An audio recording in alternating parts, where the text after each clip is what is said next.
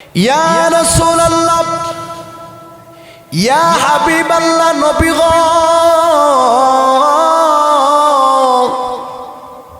ওগো নবীজি, আপনি আমাদেরকে জানায়া দেন জান্নাত পাবো কিভাবে এবং জাহান্নামের ওই ভয়ানক আযাব থেকে নিজেকে বাঁচাইতে পারবো কিভাবে। ওগো নবীজি, এই বিষয়টা আমরা আপনার কাছে জানতে চাই, জান্নাত পাবো কিভাবে এবং জাহান্নামের ওই ভয়ঙ্কর আযাব থেকে বাঁচতে পারবো কিভাবে। এবার এই প্রশ্ন যখন সাহাবায়ে কেরামরা নবীজিকে করলেন, এবার নবীজি সাহাবায়ে কেরামদেরকে ডাক দিয়ে বলেন, আরে সাহাবায়ে কেরাম, তোমরা যদি জান্নাতে যাইতে চাও এবং জাহান্নামের ওই ভয়ঙ্কর শাস্তি থেকে যদি নিজেকে বাঁচাইতে চাও, তাহলে তোমাদেরকে একটা কাজ করতে হবে। জোরে বলেন কয়টা কাজ? আরো জোরে বলেন কাজ কয়টা? জান্নাত পাইতে হলে একটা কাজ এবং জাহান্নাম থেকে বাঁচতে হইলেও একটা কাজ করতে হবে। কয়টা কাজ? মুহতারাম হাজিরিন, এখন প্রশ্ন করতে পারেন, হুজুর ওই কাজটা কি? এবার নবীজি হাদিস শরীফের মধ্যে জানায় দেয়, উতলুবুল জান্নাত বিল জুহুদ ওয়া হারিবু মিনান নারি বিল জুহুদ আও কামা ক্বালা আলাইহিস সালাতু ওয়াস সালাম। আল্লাহর নবী বিশ্ব নবীজি দুনিয়ার মানুষদেরকে জানায় দেয়, এ দুনিয়ার মানুষ, জান্নাত পাইতে হলে তোমাদের একটা কাজ করতে হবে, আর ওই একটা কাজ হইল কষ্ট করতে হবে। অর্থাৎ কষ্টের মাধ্যমে তোমরা জান্নাত তালাশ করে নাও এবং কষ্টের মাধ্যমে জাহান্নামের আগুন থেকে নিজেকে রক্ষা করো। জোরে বলেন কাজ কয়টা? জান্নাত পাইতে হলে কাজ কয়টা? জাহান্নাম থেকে বাঁচতে হলে কাজ কয়টা? একটা। বলে এই কাজটা কি? বলে কষ্ট। বলে জান্নাত পাইতে হলে কষ্ট করো এবং জাহান্নামের আগুন থেকে বাঁচতে হইলেও তোমরা কষ্ট করো। এখন বলতে পারেন, হুজুর, ওগো হুজুর, আমরা আপনার কাছে জানতে চাই, জান্নাত অর্জন করতে হইলে কষ্ট করতে হবে, কারণ কোনো কিছু অর্জন করতে হইলে কষ্ট আছে না নাই, এটা তো আমরা সবাই জানি। তবে জাহান্নামের আগুন থেকে বাঁচতে হলে কেন কষ্ট করতে হবে? কোনো কিছু অর্জন করতে হইলে কষ্ট আছে, কিন্তু কোনো কিছু বর্জন করতে হইলে কেন কষ্ট করতে হয় জানার দরকার আছে না নাই? মুহতারাম হাজিরিন, এই প্রশ্নের জবাবটা নবীজি তার অন্য হাদিসের মধ্যে বলেছেন। আল্লাহর নবী হাদিস শরীফের মধ্যে বলেন, ওয়াকাল নবী সাল্লাল্লাহু আলাইহি ওয়াসাল্লাম, উতলুবুল জান্নাত বিল জুহুদ ওয়া হারিবু মিনান নারি বিল জুহুদ।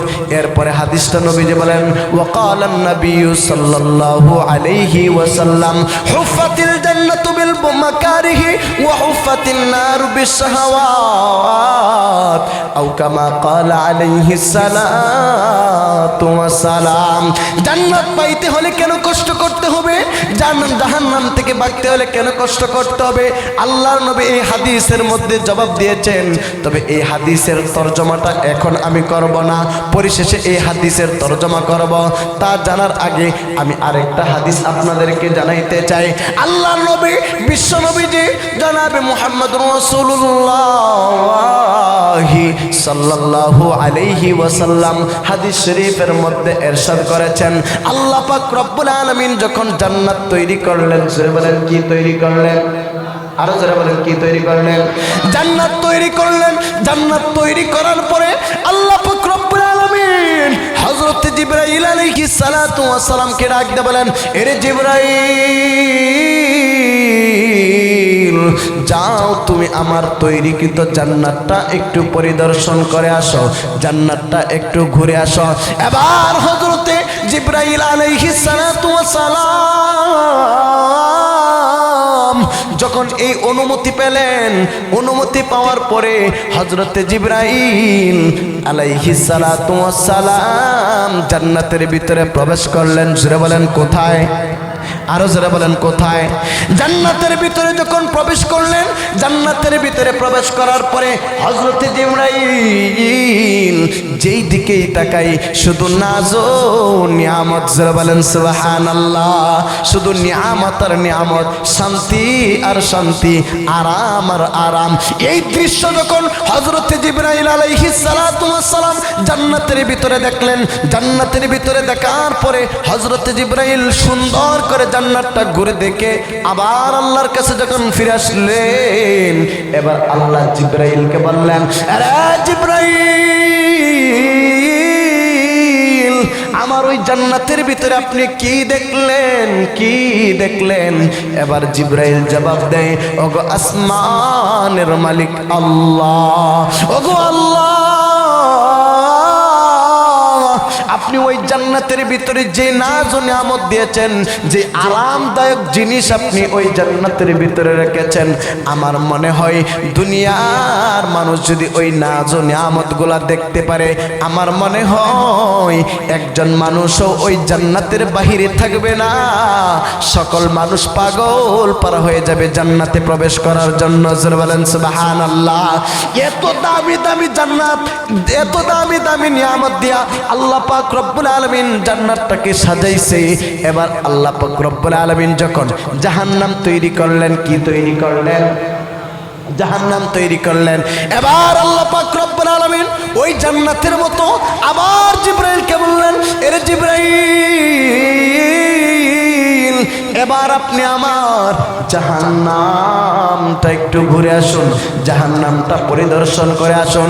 এবার হযরতে জিবরাইল আলাইহিস সালাতু ওয়াস সালাম আল্লাহ পাক রব্বুল আলামিনের হুকুম যখন পেলেন, হুকুম পাওয়ার পরে হযরত জিবরাইল আলাইহিস সালাতু ওয়াস সালাম ওই জাহান্নামের ভিতরে যখন প্রবেশ করলেন, জাহান্নামের ভিতরে প্রবেশ করার পরে হযরতে জিবরাইল যেই দিকে তাকায়, বলে সেই দিকে শুধু আগুন আর আগুন দেখতে পায়, যেই দিকেই কান্দে সেই দিক থেকে শুধু বাঁচাও বাঁচাও বলে চিৎকার, শুধু মায়ের আর মায়ের, অশান্তি আর অশান্তি, গজব আর গজব। এত শাস্তি দিয়া আল্লাহ তাআলা জাহান্নামের ভিতরে আল্লাহ পাক রব্বুল আলামিন এত কষ্টদায়ক জিনিস রেখেছেন। এই দৃশ্য দেখার পরে হযরত জিবরাইল আল্লাহর কাছে ফিরে আসলেন। এবার আল্লাহ বললেন, ও জিবরাইল, আপনি জাহান্নামের ভিতরে কি দেখলেন? এবার হযরত জিবরাইল জবাব দেয়, ওগো আল্লাহ, আপনি ওই জাহান্নামের ভিতরে যে আযাব আর গজব রেখেছেন, যে শাস্তি রেখেছেন, আপনার কোন বান্দা, আপনার কোন বান্দি যদি এই আযাব আর গজবের কথা শুনে অথবা তারা যদি দেখতে পারে, আমার মনে হয় একজন বান্দা ওই জাহান্নামের ভিতরে যাওয়ার জন্য প্রস্তুত হবে না, একজন মানুষও জাহান্নামের ভিতরে যাবে না। এত কষ্টদায়ক জিনিস দিয়া আল্লাহ তাআলা জাহান্নামটাকে বানাইছে। তাহলে মুহতারাম হাজিরিন, এতটুকু আলোচনা থেকে আমরা কি বুঝলাম? জান্নাতের ভিতরে এমন এমন আল্লাহ নিয়ামত রেখেছেন, যেই নিয়ামতগুলা যদি কোনো মানুষ দেখে তাহলে কেউ জাহান্নামের বাহিরে থাকবে না, অর্থাৎ প্রত্যেকটা মানুষ জান্নাতের ভিতরে যাওয়ার জন্য পাগল পারা হয়ে যাবে, প্রতিযোগিতা করবে, এক কথায় সকল মানুষ জান্নাতি হয়ে যাবে। এবার যখন আল্লাহ তাআলা জাহান্নাম পরিদর্শন করাইলেন, এবার জিবরাইল বলতেছেন, আল্লাহ গো, আপনি ওই জাহান্নামের ভিতরে যে আযাব রাখছেন, এটা যদি কোনো মানুষ দেখতো বা জানতো, আমার মনে হয় একজন মানুষও রাজি হবে না যে জাহান্নামে যাই, সকল মানুষ ওই জাহান্নাম থেকে বাঁচার জন্য চেষ্টা করবে। এই কথা যখন বলছে, এবার আল্লাহ পাক রব্বুল আলামিন আবার জিবরাইলকে বললেন, আরে জিবরাইল, তোমাকে তো একবার জান্নাতের ভিতরে পাঠাইলাম, এবার দ্বিতীয়বার তুমি আমার ওই জান্নাতটা পরিদর্শন করো, দ্বিতীয়বার আবার তুমি ওই জান্নাতের ভিতরে যাও। এবার হযরতে জিবরাইল আলাইহিস সালাতু ওয়াস সালাম আল্লাহর হুকুম পেয়ে যখন জান্নাতের সামনে গেছে, কোথায় গেছে? জান্নাতের সামনে, ভিতরে যাই নাই, জান্নাতের বাহিরে আসে। এবার জিবরাইল আলাইহিস সালাতু ওয়াস সালাম লক্ষ্য করে দেখেন, এবার জান্নাতের চতুর্পাশে আল্লাহ পাক রব্বুল আলামিন একটা বেষ্টনী দিয়ে দিয়েছেন, একটা দেয়াল করে দিয়েছেন। এমন এমন কাজ দিয়া আল্লাহ তাআলা ওই জান্নাতটাকে বেষ্টনী দিয়েছেন, যেই কাজগুলো দুনিয়ার জমিনে আমাদের করতে মনে চাই না। যেমন ইসলামী শরীয়ত দিয়ে আল্লাহ জান্নাতটাকে বেষ্টনী দিয়েছেন। নামাজ, রোজা, হজ, যাকাত, ভাইয়ের হক, বোনের হক, আত্মীয় স্বজনদের হক, পিতামাতার খেদমত, অর্থাৎ এই ধরনের ভালো ভালো কাজ দিয়া জান্নাতের চতুর্পাশে আল্লাহ পাক বেষ্টনী দিয়েছেন। অর্থাৎ এই কাজগুলা যারাই করবে, অর্থাৎ নামাজ পড়বে, রোজা রাখবে, হজ করবে, যাকাত দিবে, পিতামাতার খেদমত করবে, ভাইয়ের হক আদায় করবে, বোনের হক আদায় করবে, ফুফুর হক আদায় করবে, আত্মীয় স্বজনদের হক আদায় করবে, মুসলমানদের হক আদায় করবে। অর্থাৎ এই কাজগুলা যারা করবে তারাই ওই বেষ্টনী পার হইয়া আল্লাহর জান্নাতের ভিতরে প্রবেশ করতে পারবে। এই দৃশ্য যখন হযরত জিবরাইল আলাইহিস সালাতু ওয়াস সালাম যখন দেখলেন, আল্লাহর কাছে আবার যখন ফিরে আসলেন, এবার আল্লাহ জিজ্ঞাসা করলেন, ও জিবরাইল, এইবার আপনি জান্নাতের ভিতরে কি দেখলেন? এবার জিবরাইল জবাব দেয়, ওগো আসমানের মালিক আল্লাহ,